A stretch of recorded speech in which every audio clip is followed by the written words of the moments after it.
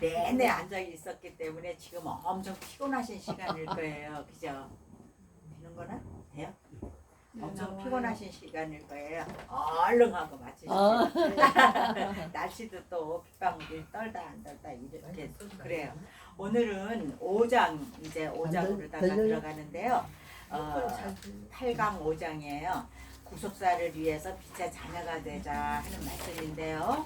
5장의 말씀은 주된 말씀은 제가 8절 말씀으로 정했습니다. 네. 너희가 전에는 어둠이더니 이제는 주 안에서 빛이라 빛의 자녀들처럼 행하라 이 말씀을 했는데 하나님께서는 타락한 이 땅을 다시 구원하실 계획을 가지셨어요.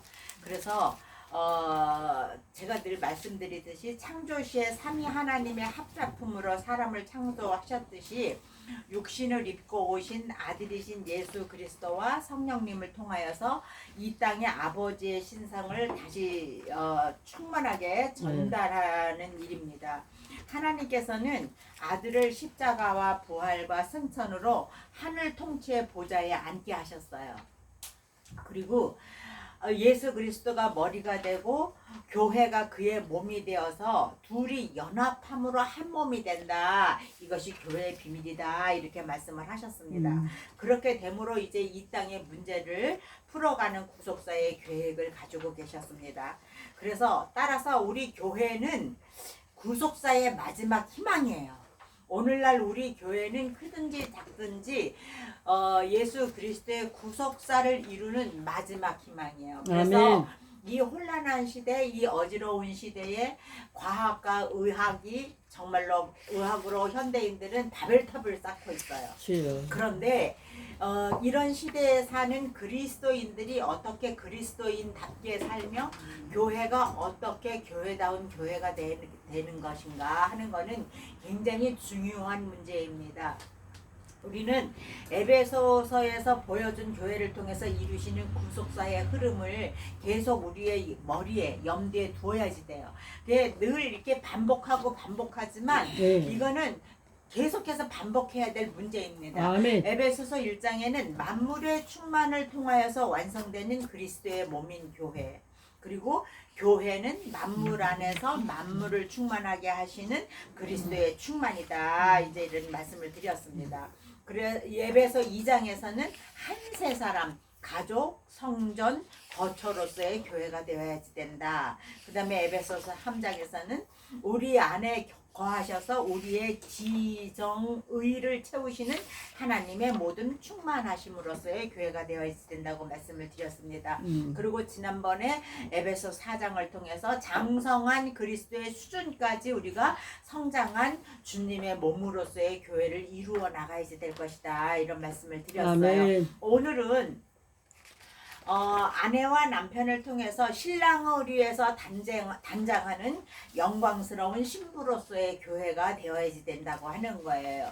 6장은 하나님의 전신갑주로 무장하여서 악한 영들과 싸우는 군대로서의 교회. 이렇게 교회가 가질 수 있는 모든 그 성장과 성숙을 가질 뿐만 아니라 또한 교회로서의 사명을 어떤 시대에서든지 잘 감당해야 되리라고 믿는 것입니다.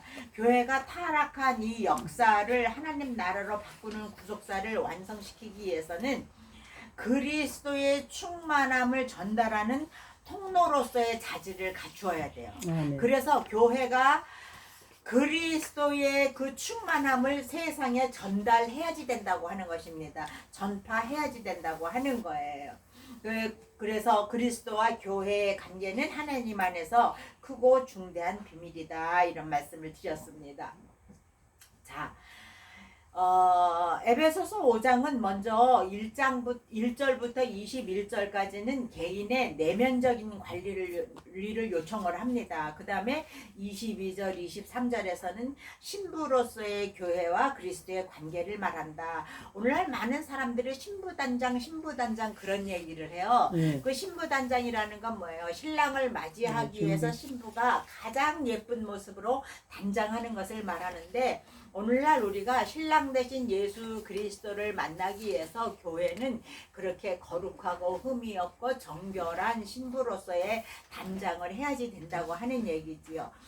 그러면은 1절부터 7절까지 해서 사랑받는 자녀로서 하나님을 본받으라 그렇게 말을 하고 있습니다. 에베소서 5장 1절 2절을 한번 누가 읽어보시기 바랍니다. 그러므로 사랑을 받는 자녀같이 너희는 하나님을 본받는 자가 되고 그리스도께서 너희를 사랑하신 것 같이 너희도 사랑 가운데서 행하라. 그는 우리를 위하여 자신을 버리사 향기로운 제물과 희생 제물로 하나님께 드리셨느니라. 아멘. 아멘. 여기 보면 그러므로 사랑을 받는 자녀같이 너희는 하나님을 본받는 자가 되어라 이렇게 명령을 하였는데요. 이것은 단순한 도덕적인 모방은 아닙니다. 이것은 신자들이 그리스도 안에서 새 사람으로서 하나님의 본질적인 성품, 하나님의 본질적인 성품인 사랑에 참여하는 것을 의미하는 거예요. 그냥 모방이 아니에요.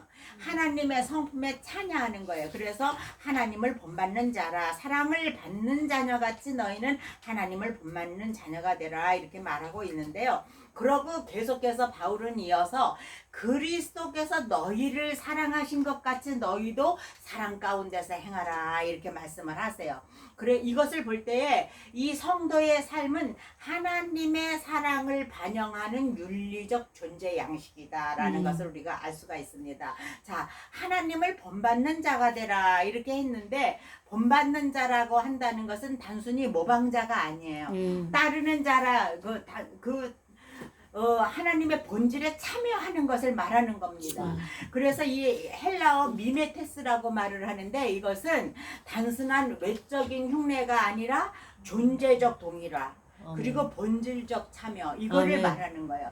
신자가 하나님을 본받는다고 하는 것은 하나님의 속성을 인간이 재현하겠다는 윤리적인 시도가 아니라 성령 안에서 아멘. 성령 안에서 하나님의 사랑이 본질에 참여하는 존재 변화.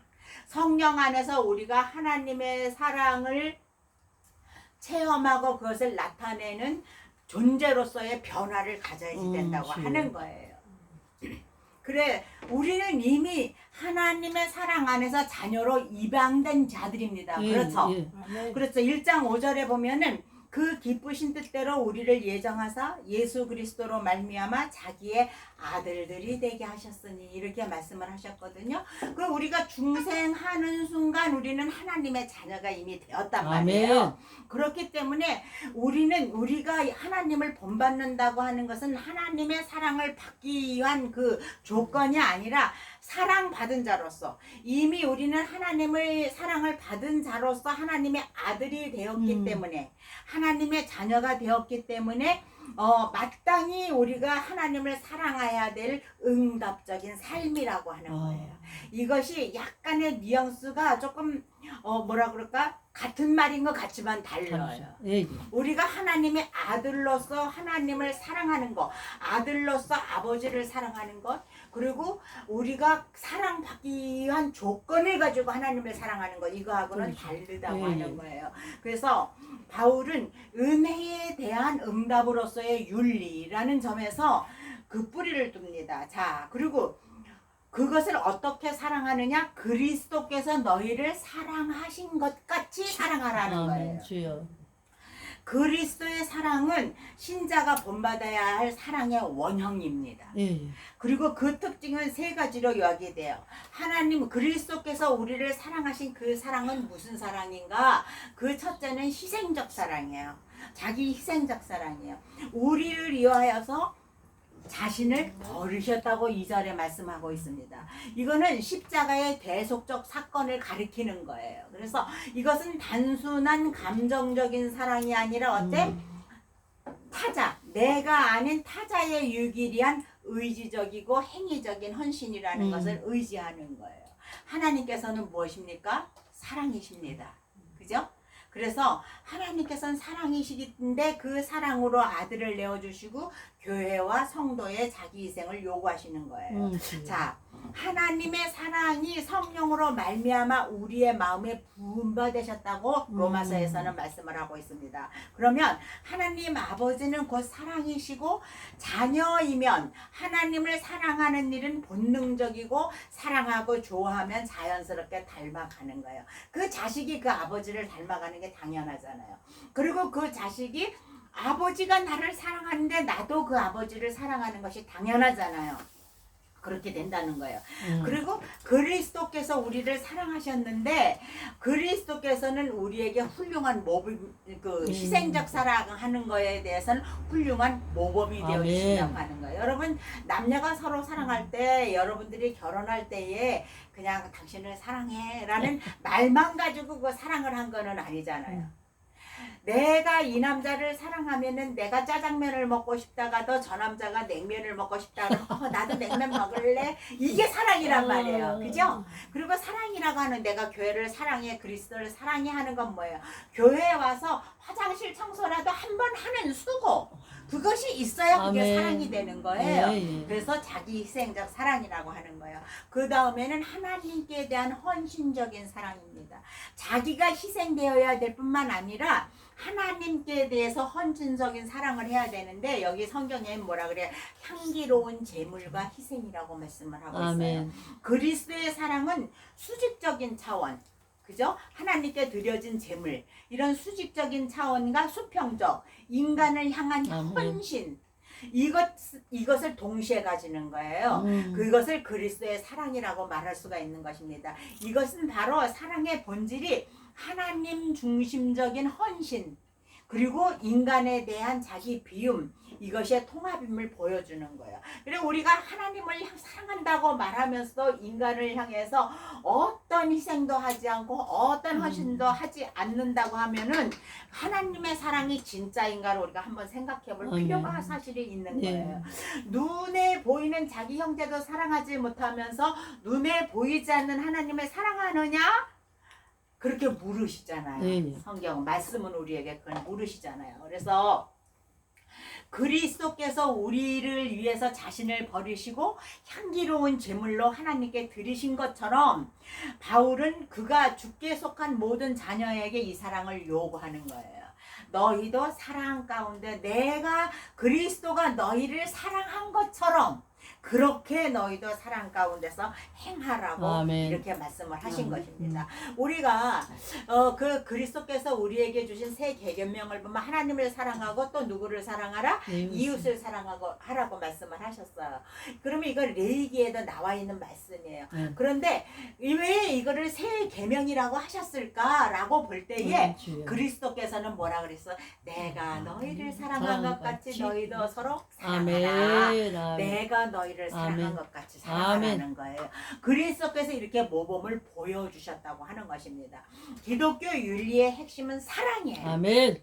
그래서 하나님께서는 사랑 안에서 우리를 선택하셨고 우리를 아들로 삼으셨습니다. 그리고 교회 공동체는 어때요? 사랑 안에서 하나로 연합되는 거예요. 아멘. 사랑을 입은 자녀가 그 아버지를 닮아가는 것이 당연한 것처럼 사랑하는 자녀가 하나님을 본받아야 하는 요구는 사랑에 기초한다. 우리는 사랑의 하나님을 아버지로 모시기 있기 때문에 우리도 서로 사랑해야지 된다고 하는 것입니다. 그 다음에 이 사랑은 무슨 사랑인가? 보편적인 포용의 사랑이라고 하는 거예요. 그래서 그리스도의 사랑은 유대인과 이방인을 하나로 묻는 보편적 사랑이에요. 그전에는 유대인들이 자기는 선민이라고 해서 자기들끼리만 우리만 이렇게 서로 사랑하고 율법을 지켰단 말이에요. 그런데 이제 복음이 이방인에게로 흘러가기 시작을 했어요. 만물의 충만함이 충만함이 만물에 흘러가게 하라고 말씀을 하셨습니다. 그러면 이것은 유대인과 이방인이 교회의 일치를 이루는 근원이다. 이렇게 볼 수가 있는 것입니다. 그래서 사랑의 본질은 자기 희생적이어야지 되고 사랑의 방향은 하나님을 향해야지 되고 세상으로 확장되는 것입니다. 뭐라고요? 사랑의 본질은 자기 희생적이 되어야지 되는 거예요. 그 다음에 그 사랑의 방향은 하나님께로 향해야 되는 거예요. 아멘. 세상을 향하는 것이 아니에요. 주여. 그 다음에 세상으로는 어떻게 사랑이 확장 확장되어져야 된다고 하는 거예요. 뭐야? 복음이 확장되어져야지 된다. 뭐를 통해서? 교회를 통해서. 아멘. 사랑을 가진 교회를 통해서 그렇게 해야지 된다고 하는 것입니다. 그래서 우리는 늘 하나님 앞에 사랑하는 사람들이 되어야지 돼요. 우리의 사랑이 자랄 때 우리가 훨씬 더 사랑한다는 것을 우리는 알 수가 있어요. 그리고 우리가 하나님을 본받는 자가 될 수 있는 유일한 길은 예수 그리스도께서 우리를 통해서 그분의 온전한 삶을 사시는 것, 그리고 그분처럼 되기 위해서 성령을 의지하는 것, 그리고 사랑 안에서 행하는 것이라고 우리가 볼 수가 있습니다. 자, 3절 4절을 한번 누가 읽어보세요.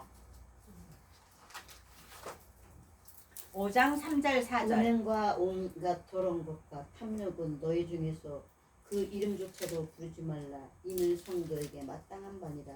누추함과 어리석은 말이나 희롱의 말이 마땅치 아니하니 오히려 감사하는 말을 하라. 아멘. 이제 그렇게 우리가 서로 사랑을 한다면, 하나님의 자녀로서의 우리가 사랑을 해야 된다면, 우리 하나님의 자녀로서 가져야 될 행동이 무엇인가 하는 거예요. 아멘. 그 행동이 무엇인가. 바울은 사랑의 진정성을 통해서 음행과 더러운 것과 탐욕을 사랑과 대조를 해서 나타내는 것을 우리가 볼 수가 있습니다. 이런 것들은 사랑의 이름을 빌린 자기 중심의 표현이라고 볼 수가 있어요. 그래서 이 탐심은 우상 숭배라고 선언을 하고 있습니다.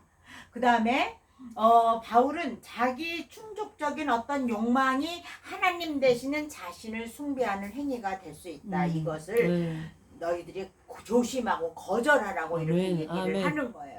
여기서 우리가 보면 주님을 만난 이후에 하나님 나라의 백성으로서 우리가 버려야 할 것들과 취해야 할 것이 무엇인가, 하나님 자녀로서의 나는 어떤 걸 버려야 되고 어떤 것을 취해야 될 것인가 하는 것이 나타나 있는데요. 버려야 될 것은 뭐라 그래요? 옛사람의 습성, 음행, 온갖 더러운 것, 탐욕, 누추함, 어리석은 말, 희롱의 말, 이 모든 것들을 다 버리라고 하는 거예요. 그래서 우리가 말 함부로 하면 안 돼요. 아멘. 누구 그냥 함부로 저주하고 함부로 욕하면 안 되는 거예요. 근데 우리가 그걸 생각 안 하고 막 하거든요. 근데 그거는 우리가 버려야 돼요. 그 다음에 우리가 취해야 될 것은 감사하는 말이에요. 아멘. 그래서 그냥 모든 일에, 범사에 감사하는 삶을 가져야지 된다고 하는 것입니다. 하나님은 무엇을 이렇게 세우시든 간에 사단은 그것을 본떠서 가짜를 만들어요.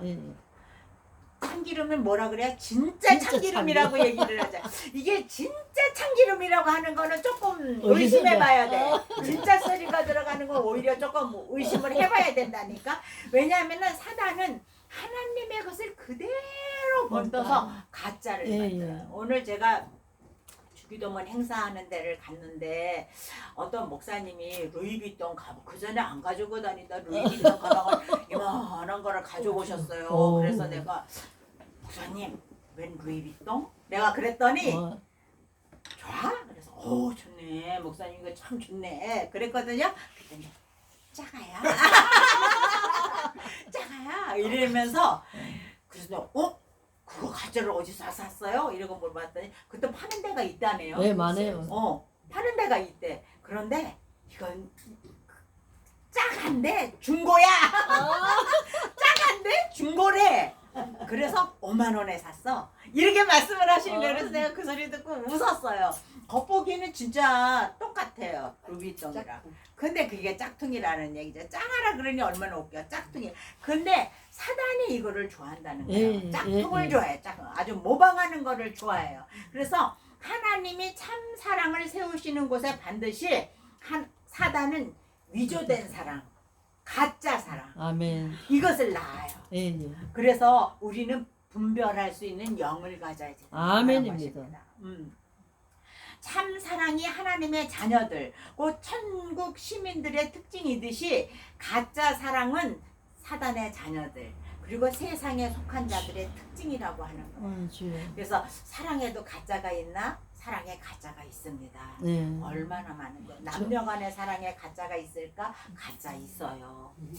사랑을 빙자한 그 어떤 그 뒤에 것을 바라는 그것들, 그것들이 분명히 있다니까요. 그렇기 때문에 우리는 그 항상 그 사단의 그 짝퉁을 만들어내는 그 사단, 모방하기 원하는 사단, 그것을 잘 가려낼 수 있는 영안이 우리에게 열려야지 된다고 하는 것입니다. 아멘. 그것이 참 이 교회 생활을 하는데 중요하고 주여. 우리가 그리스도인의 삶을 살아가는데 매우 중요하다는 것을 볼 수가 있습니다. 자, 사단의 사랑은 언제나 조건적이에요. 잘 보면 자기 희생이 없어요. 그 다음에 언제나 자기 중심적이에요. 이런 사랑은 헌신에는 관심이 없고 오로지 만족에만 관심이 있다고 하는 거예요. 사랑은 자기 만족을 위해서 하는 게 아니거든요. 알죠.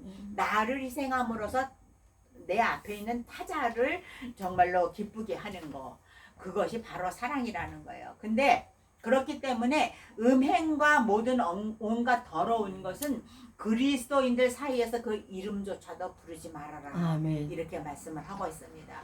그리고 누추함과 어리석은 말이나 희롱의 말을 하는 죄도 절대 우리는 범하지 말아야지 된다. 이렇게 생각을 해요. 그리스도인의 언어 생활에 있어서 그 최선의 태도는 우리가 이미 그리스도 안에서 경험한 하나님의 은혜 안에서 감사하는 말이에요. 아멘. 그래서 우리는 늘 감사의 말을 해야 되는 거야. 조금 섭섭한 일이 있어도 감사하고 조금 미운 사람이 있어도 계속해서 감사하다 보면 아멘. 그 사람이 나의 사랑에 녹아지는 거예요. 아멘. 그걸 우리는 알아야 됩니다. 그래서 그리스도인들은 저도 이런 거를 잘 못하지만 성경이 이렇게 가르치니까 저는 이 말을 할 수밖에 없지요. 네. 그것은 뭐냐? 그리스도인들은 그 입에서 하나님을 향한 감사의 말이 항상 흘러 넘쳐야지 된다고 하는 거예요. 그리고 그리스도인들은 끊임없는 감사로 표현되는 하나님과 타인들을 향한 사랑이 있어야지 된다 하는 것입니다. 그래서 우리는 늘 하나님 앞에 하나님 사랑합니다 라는 말을 할 수 있어야 돼요.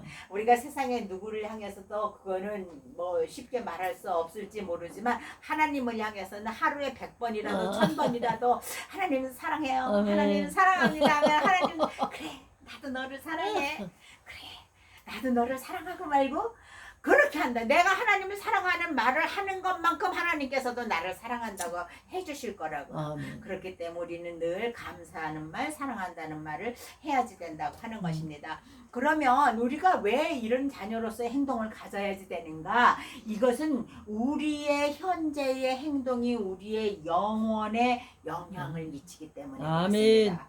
이것은 뭐라 그럴까? 이 세상에서 우리가 가지는 모든 행동은 세 가지의 위대하고 영원한 그런 이유들 때문에 중요해요. 그러면 첫째는 우리의 행동이 하나님과의 관계에 영향을 미쳐요. 아멘. 우리의 행동이 하나님과의 관계에 영향을 미쳐요. 아멘. 그 다음에 하나님과의 관계에 있어서는 두 가지의 가능성만 있는데 그건 뭐냐면 우리는 그리스도와 하나님 나라에 속하여 있든지 아니면 그 나라 밖에 있든지 선이 딱 그어져 있으면 우리는 하나님의 나라에 속할 것인가 아니면 그 밖에 속할 것인가. 그 밖은 결국은 누구의 나라예요? 사단. 그렇죠. 네. 그러면은 하나님께 속할 것인지 사단에게 속할 것인지 두 가지만 있어요. 주여. 그렇기 때문에 우리는 그 두 가지를 가지고 우리가 결정을 해야 돼요. 선택을 해야지 되는 거예요. 그 다음에 우리가 하나님과의 가진 이 관계가 이 땅에서의 시간 내만 적용되는 것이 아니라 주여. 문제는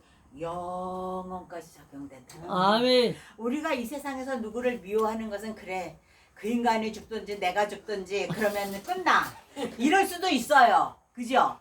그럴 수도 있는데 하나님과 우리의 관계는 그리고 우리가 하나님 나라에 있든지 사단에게 속해 있든지 하는 이 하나님과의 관계는 현재만 그런 것이 아니라 영원까지 그게 연관이 되어진다는 거예요. 영향을 미쳐야 된다는 거예요. 그러면 영원을 위해서 지금 우리가 이 찰나의 시간을 어떻게 보낼 것인가? 이것은 매우 중요한 아멘. 일입니다. 아멘. 우리가 현재 행하는 이 작은 행동 하나하나가 우리의 영혼까지 연결되어진다고 한번 생각을 해보세요. 그건 무서운 거예요. 사실은 엄청나게 힘든 일이에요. 그런데 우리는 이 불순종의 아들이 되어야지 될 것이냐 하나님의 아들이 되어야지 될 것이냐 우리가 어떤 행동을 해야지 될 것이냐를 우리가 여기서 생각을 해볼 필요가 반드시 있습니다. 그래서 사단은 처음부터 헛된 말로 우리를 속여와요. 계속해서 속여와요. 그렇기 때문에 이 사단의 속임수에 계속해서 우리가 놀아나게 된다면 하나님의 진도는 나하고는 별 상관없어. 이런 생각을 하게 된단 말이에요. 미혹의 영이 우리에게 들어온단 말이에요. 그렇기 때문에 우리는 이 어지러운 세상 속에서 정신 바짝 차리고 살아야 돼요. 아멘. 진짜. 아멘. 우리는 정신 차려야 돼요. 아멘. 주님이 언제 오실지 몰라요. 예. 주님이 진짜 언제 오실지. 그런데 우리는 주님이 뭐 아직도 한참 남은 것 같이 생각이 드는데 그게 아니에요. 그리고 주님이 재림하시는 날이 우리 생전에 오지 않는다고 할지라도 우리의 지금 현재 이 시간은 우리의 영혼과 직결되어 있다고 아멘. 하는 거예요. 아멘. 그거를 생각하면 우리가 어떻게 소홀하게 살 수가 있겠냐는 거죠. 어떻게 우리가 그냥 내 마음대로 살아갈 수가 있겠냐고 하는 거죠. 그래서 이것은 굉장히 중요한 사실이다 하는 것을 우리가 알아야지 되는데, 이 바울은 뭐라 그럴까? 시간은 단순히 물리적인 그런 연속이 아니라 구속사의 장이라고 말을 하고 있어요. 아멘. 그래서 인간의 행위, 우리의 행위는 순간적인 것이 아니라 영혼을 향해서 열려 있다고 하는 거예요. 선택적인 행위라고 하는 거예요.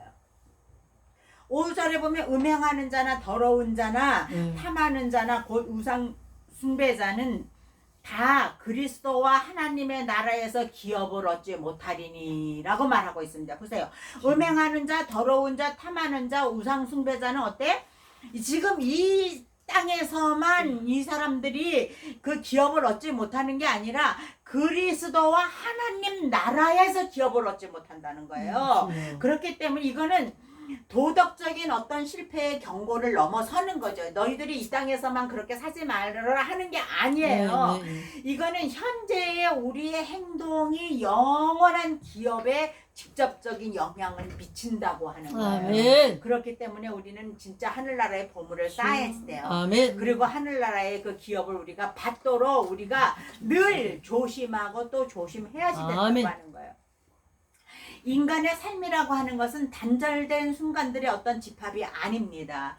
영원한 존재를 향해서 나아가는, 영원한 존재를 수렴하는 행위의 연속을 가지고 있다. 그래서 영원은 시간의 종말이 아니라 어때? 시간 속에서 형성된 존재의 질.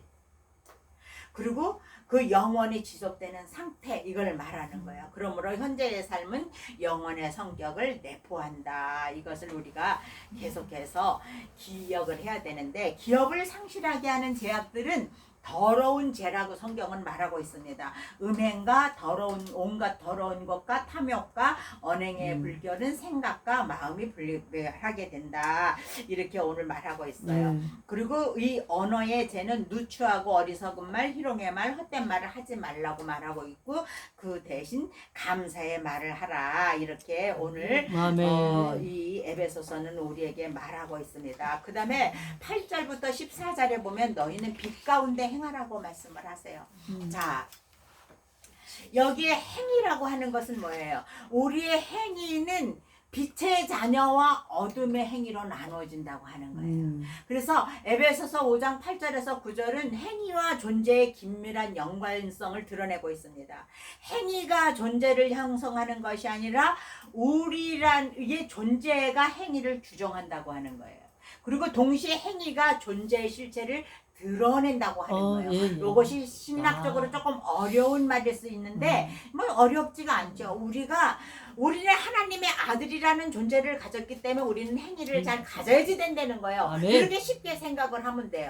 그리고 우리는 하나님의 아들들이기 때문에 또한 행위를 잘 더러운 모든 것들을 버리고 순결한 행위를 행해야지 된다 하는 거예요. 그래서 빛의 자녀로서 행하는 삶은 단지 윤리적인 어떤 선택이 아니라고 하는 것입니다. 하나님의 본질적인 성향에 참여하는 삶의 형태라고 하는 거예요. 하나님은 우리를 만드실 때 무엇으로 만들었어요? 하나님의 형상으로 만드셨어요. 아멘. 그런데 우리가 죄가 이 땅에 들어옴으로 인해서 하나님의 형상이 이걸 잊어버렸어요. 그죠? 그런데 우리는 하나님의 형상을 예수 그리스도를 믿음으로 인해서 우리는 하나님의 형상을 되찾아 아멘. 가야지 된다고 하는 것입니다. 그런데 그 반대로 어둠에 그 머무르는 행위, 그 어둠의 행위에 머무르는 자들은 하나님의 생명과 영원히 분리된 상태를 말하는 거예요. 분리된 상태, 영원한 단절. 그래서 우리는 영원히 하나님 나라로 들어갈 것이냐, 영원히 사단이 있는 곳으로, 지옥이라는 말을 하도 싫어했어요. 그 사람들이 지옥으로 갈 것이냐, 주여. 이거를 우리는 늘 염두에 두고, 아멘. 물론 우리는 이미 중생된 사람들이고 구원받은 백성들이기 때문에 우리가 어떤 잘못된 길로 간다 할지라도 하나님께서는 우리를 견인하실 거예요. 아멘. 우리 칼빈이 견인, 우리 견인. 장로교 교리. 예. 그래서 견인을 해서 자꾸 나를, 내가 잘못된 길로 가면, 우리가 차가 고장나면 큰 차, 견인차가 와서 견인해서 가듯이 우리가 어떤 잘못된 곳으로 가면 하나님께서는 그의 사랑으로, 그의 말씀으로, 또 기도로, 중보하는 사람들의 기도를 들음으로써 우리를 견인해 온단 말이에요. 아멘. 올바른 길로 견인해 오시는 거예요. 자, 그래서 우리는 그렇게 구속받은, 구원받은 백성들이지만 우리는 늘 하나님의 생명과 단절된 곳에 가지 않는 정말 그런 뭐라 그럴까, 조심성, 아니면 그 선택, 이런 것들을 하면서 살아가야지 된다고 아멘. 하는 것입니다. 그래서 빛 가운데 행하는 사람들은 빛의 열매를 맺어야 돼요. 8절에 보면 8절 9절 한번 누가 읽어보세요. 에베소서 5장 8절 9절. 너희가 전에는 어둠이더니 이제는 주 안에서 빛이라. 빛의 자녀들처럼 행하라. 빛의 열매는 모든 착함과 의로움과 진실함에 있느니라. 아멘. 아멘. 여기 보면 빛의 자녀들이 맺어야 할 빛의 열매라는 것은 모든 착함과 의로움과 진실함이다. 이렇게 얘기를 하고 있습니다. 자, 착함이라는 건 뭐 우리가 착하다는 거 얼마나 알 수 있죠. 여러분은 착하게 살아야 돼요. 그 다음에 의롭게, 의로운 삶은 신앙 양심을 잘 지키고 성경 말씀을 따라서 사는 삶을 의로운 삶이라고 볼 수가 있습니다. 그 다음에 진실하게 살아야 돼요. 이것이 굉장히 중요한 거예요.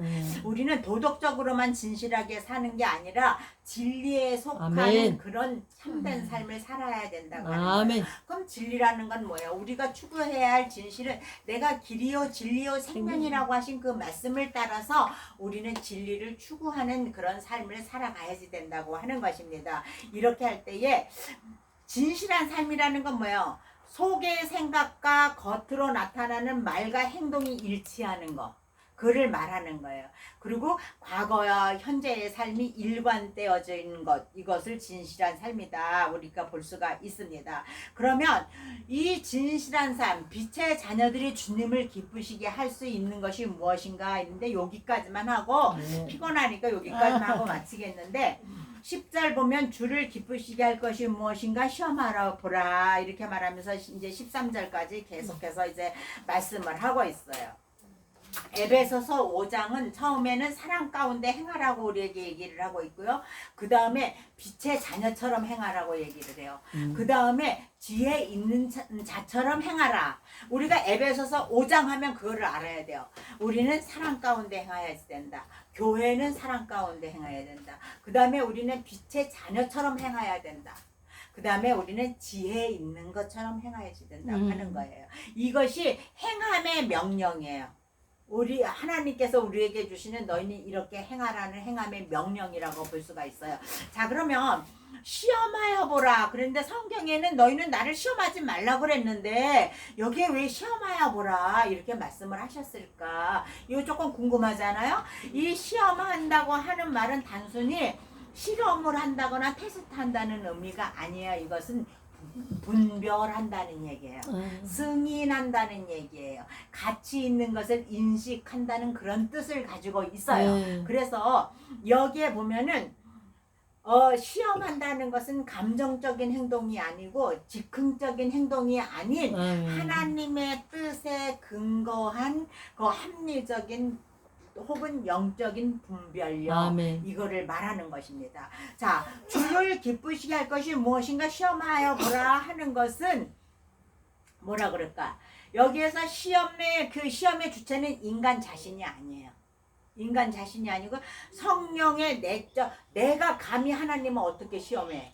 그럴 수 없잖아요. 그래서 성령의 내적 조명을 통해서 주의 뜻이 무엇인가를 탐구하는 공동체적인 실현이다. 이렇게 볼 수가 있습니다. 그래서 이것은 윤리적 명령이 아니라 성화의 지속적 과정으로 우리가 이해를 해야지 돼요. 그래서 우리가 분별적인 신앙 행위를 가져야지 된다고 하는 것입니다. 따라서 이 시험하여 본다고 하는 것은 하나님께서 제대로 하셨는지 안 하셨는지 이거를 시험한다는 것이 아니에요. 내가 하나님의 뜻에 어떻게 합당한 사람을 살고 있는지 이것을 분별할 수 있어야 된다는 거예요. 분별해 보라고 아멘. 하는 거예요. 아멘. 자각해 보라고 하는 거예요. 이것을 바로 이 뜻이라고 볼 수가 있습니다. 그리고 빛은 어둠과 믿지 않는 자들의 악을 폭로를 해요. 우리가 더러운 것이 많이 있는데 어두울 때는 보이지가 않잖아요. 근데 전등불을 탁 켜는 순간 어떻게? 어휴 지저분해, 이것이 다 무엇이냐 이렇게 하잖아요. 그것처럼 빛은 예수 그리스도의 말씀과 그 성령의 빛이 들어오면 믿지 않는 자들의 악이 보이는 거예요. 그것을 폭로하는 것이라고 볼 수가 있습니다. 그렇기 때문에 이것은 믿지 않는 자들이 어둠의 일을 행하는 것에 대한 경고예요. 그렇기 때문에 우리는 그렇게 어둠의 일을 갖지 않아야지 된다고 하는 것입니다. 자, 영적 어두움의 특징이 있어요. 뭐냐면 영적 어두움은 사탄의 일이에요. 사탄의 일. 그 다음에 영적 어둠은 사탄의 일일 뿐 아니라 사단의 영역이에요. 그 더러운 것, 죄가 있는 것, 이거는 사단의 영역이라고 하는 거예요. 그 다음에 영적 어둠은 하나님의 상급을 부르지는 않겠지요.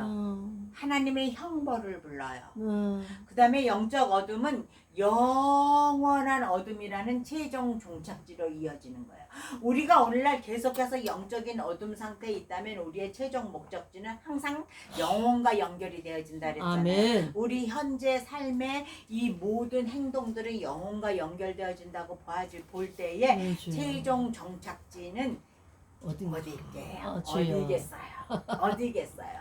여러분들이 한번 생각해 보세요.